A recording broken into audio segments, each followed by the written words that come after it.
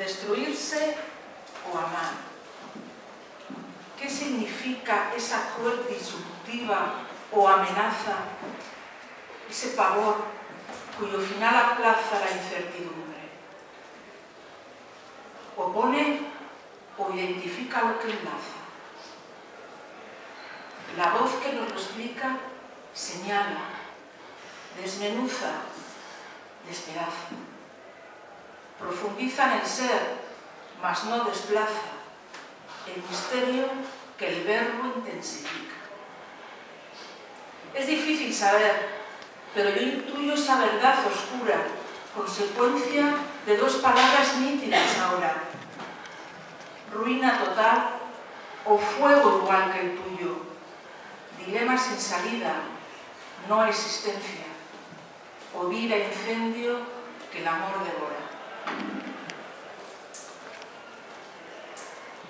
La huéspeda, Gloria Fuertes.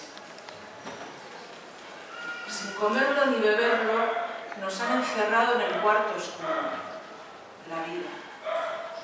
Qué cuarto de hora tan pequeño, qué cuarto tan pequeño sin ventanas. El mío tiene dos puertas, eso sí, una cerrada. Y solo Dios sabe dónde está la llave. Y la otra de par en par. Por ella entra y sale la fulana de la angustia. La dejé entrar en casa y me pidió quedarse. Me pilló en mal momento y le di manta y todo. Vino para una noche y ya va a hacer 2 años.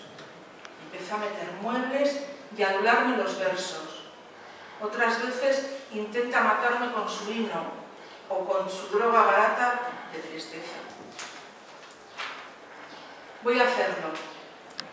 Quiero deshacerme de ella. El abogado dice que no tengo derecho, que ha pasado el periodo y que ha metido muebles y sigo con la huéspeda, la zorra de la angustia. Anoche llegó mala y cómo voy a echarla si me vino preñada de esperanza.